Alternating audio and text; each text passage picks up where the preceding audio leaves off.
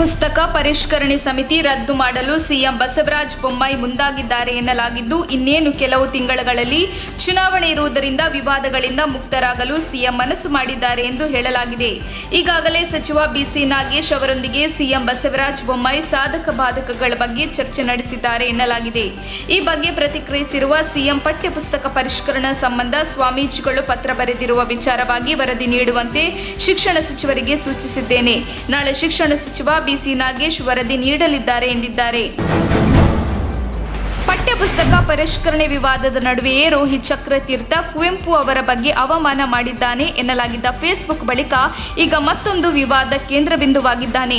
2017 ಸೆಪ್ಟೆಂಬರ್ನಲ್ಲಿ ಅಂಬೇಡ್ಕರ್ ಅವರನ್ನು ಅಣಕಿಸಿ ಮಾಡಿದ್ದಾನೆ ಎನ್ನಲಾಗಿರುವ ಫೇಸ್ಬುಕ್ ಪೋಸ್ಟ್ ಈಗ ವಿವಾದಕ್ಕೆ ಕಾರಣವಾಗಿದೆ. ರೋಹಿತ್ ಚಕ್ರತೀರ್ಥ 2017 ಸೆಪ್ಟೆಂಬರ್ನಲ್ಲಿ ಮಾಡಿದ್ದಾನೆ ಎನ್ನಲಾಗುತ್ತಿರುವ ಕಾಮೆಂಟ್ ಸ್ಕ್ರೀನ್ ಶಾಟ್ಗಳು ಫೇಸ್ಬುಕ್ನಲ್ಲಿ ಹರಿದಾಡುತ್ತಿದ್ದು, ಕೂಡಲೇ ರೋಹಿತ್ ಚಕ್ರತೀರ್ಥನ ವಿರುದ್ಧ ಕಠಿಣ ಕ್ರಮವನ್ನು ಕೈಗೊಳ್ಳಬೇಕು ಅಂತ ಅನೇಕರು ಆಗ್ರಹಿಸುತ್ತಿದ್ದಾರೆ. ಡಿಕೆ ಶಿವಕುಮಾರ್ ಮುಖ್ಯಮಂತ್ರಿ ಆದರೆ ಕುಣಿಗಲ್ಗೆ ನಾನೇ ಸಿಎಂ ಎಂದು ಕುಣಿಗಲ್ ಕ್ಷೇತ್ರದ ಶಾಸಕ ಡಾಕ್ಟರ್ ಎಚ್.ಡಿ. ರಂಗನಾಥ್ ಹೇಳಿರುವ ವಿಡಿಯೋ ವೈರಲ್ ಆಗಿದೆ. ಕುಣಿಗಲ್ ಕ್ಷೇತ್ರದ ಹಳ್ಳಿಯೊಂದರಲ್ಲಿ ರಸ್ತೆ ಸಮಸ್ಯೆ ಇದೆ ಎಂದು ಹೇಳಿಕೊಂಡ ಮತದಾರರಿಗೆ ಪ್ರತಿಕ್ರಿಯೆ ನೀಡಿದ ಅವರು, ಸಮಸ್ಯೆ ಬಗೆಹರಿಸುತ್ತೇನೆ, ನೀವೆಲ್ಲ ಡಿಕೆಶಿ ಮುಖ್ಯಮಂತ್ರಿ ಆಗುವಂತೆ ಕಾಂಗ್ರೆಸ್ಗೆ ಮತ ಹಾಕಬೇಕು, ಎಲ್ಲರನ್ನು ವಿಶ್ವಾಸಕ್ಕೆ ತೆಗೆದುಕೊಂಡು ಕಾಂಗ್ರೆಸ್ಗೆ ಸಪೋರ್ಟ್ ಮಾಡಿ, ಅವರು ಸಿಎಂ ಆದರೆ ಕುಣಿಗಲ್ಗೆ ನಾನೇ ಮುಖ್ಯಮಂತ್ರಿ ಆದಂತೆ ಎಂದು ಹೇಳಿದ್ದಾರೆ.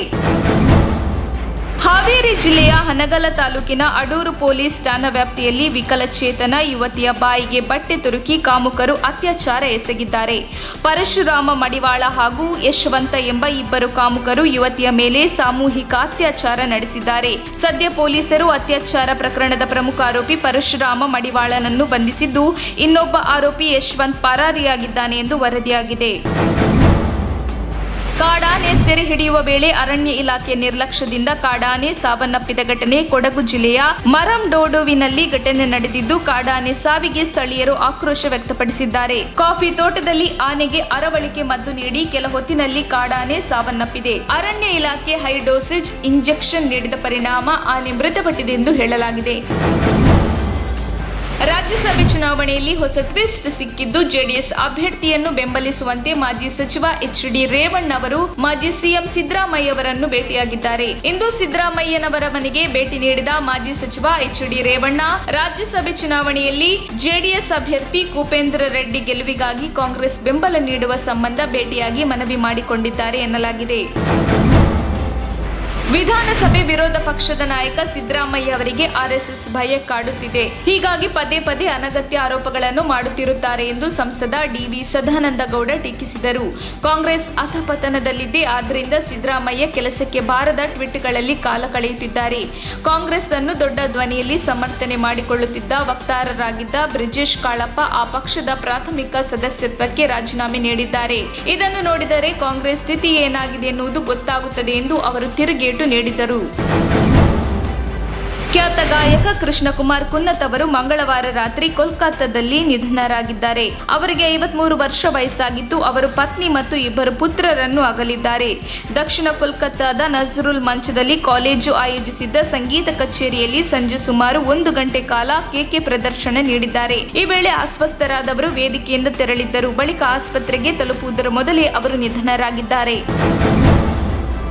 ಪಠ್ಯಪುಸ್ತಕ ವಿಚಾರದಲ್ಲಿ ಕಾಂಗ್ರೆಸ್ನಿಂದ ಟೂಲ್ ಕಿಟ್ ಟೆರರಿಸಂ ಆಗ್ತಿದೆ. ಕಾಂಗ್ರೆಸ್ ಪಕ್ಷ ಜನರ ಭಾವನೆಗಳನ್ನು ಉದ್ರೇಕಗೊಳಿಸುತ್ತಿದೆ, ಸಮಾಜದಲ್ಲಿ ಅರಾಜಕತೆ ಸೃಷ್ಟಿ ಮಾಡುತ್ತಿದೆ. ಕಾಂಗ್ರೆಸ್ನ ಟೂಲ್ ಕಿಟ್ ಭಯೋತ್ಪಾದನೆಯಾಗಿದೆ ಎಂದು ಬಿಜೆಪಿ ಶಾಸಕ ಪಿ. ರಾಜೀವ್ ಕಾಂಗ್ರೆಸ್ ವಿರುದ್ಧ ವಾಗ್ದಾಳಿ ನಡೆಸಿದ್ದಾರೆ. ಸುದ್ದಿಗಾರರೊಂದಿಗೆ ಮಾತನಾಡಿದ ಅವರು, ಬಿಟ್ಕಾಯಿನ್ ಸಾಹಿತ್ಯದ ವಿಚಾರವನ್ನ ತೆಗೆದುಕೊಂಡು ಬರುತ್ತಾರೆ. ಪಠ್ಯಕ್ರಮದ ವಿಚಾರವನ್ನ ಈಗ ಕಾಂಗ್ರೆಸ್ ಟೂಲ್ ಕಿಟ್ ಮಾಡಿಕೊಳ್ಳುತ್ತಿದ್ದಾರೆ. ಸಾಹಿತ್ಯಗಳ ಸಂವೇದನಾಶೀಲತೆಯನ್ನು ಉದ್ರೇಕಗೊಳಿಸುವ ಕೆಲಸ ಮಾಡುತ್ತಿದ್ದಾರೆ. ಕಾಂಗ್ರೆಸ್ ಟೂಲ್ ಕಿಟ್ ಭಯೋತ್ಪಾದನೆಗೆ ಸಾಹಿತಿಗಳು ಒಳಗಾಗಬಾರದು ಎಂದು ಅವರು ಹೇಳಿದ್ದಾರೆ. ವಾಣಿಜ್ಯ ಬಳಕೆಯ 19 ಕೆಜಿ ಎಲ್ಪಿಜಿ ಸಿಲಿಂಡರ್ ಬೆಲೆಯನ್ನು ಜೂನ್ 1ರಿಂದ ₹135 ಇಳಿಕೆ ಮಾಡಲಾಗಿದೆ ಎಂದು ತೈಲ ಮಾರಾಟ ಕಂಪನಿಗಳು ಘೋಷಿಸಿವೆ. ಇದೀಗ ದರ ಕಡಿತದ ಬಳಿಕ ರಾಜಧಾನಿ ದೆಹಲಿಯಲ್ಲಿ ಪ್ರತಿ ಸಿಲಿಂಡರ್ ಬೆಲೆ ₹2,219, ಕೋಲ್ಕತ್ತಾದಲ್ಲಿ ₹2,322, ಮುಂಬೈನಲ್ಲಿ ₹2,171.50 ಮತ್ತು ಚೆನ್ನೈನಲ್ಲಿ ₹2,373 ಆಗಿದೆ. ವಾಣಿಜ್ಯ ಎಲ್ಪಿಜಿ ಸಿಲಿಂಡರ್ನ ಬೆಲೆಯನ್ನು ಮೇ 1ರಂದು ₹102 ರೂಪಾಯಿ 50 ಪೈಸೆಯಷ್ಟು ಹೆಚ್ಚಿಸಲಾಗಿತ್ತು. ಅದಕ್ಕೂ ಮುನ್ನ ಏಪ್ರಿಲ್ 1ರಂದು 250 ರೂಪಾಯಿ, ಮಾರ್ಚ್ನಲ್ಲಿ 105 ರೂಪಾಯಿ ಹೆಚ್ಚಳ ಮಾಡಲಾಗಿತ್ತು.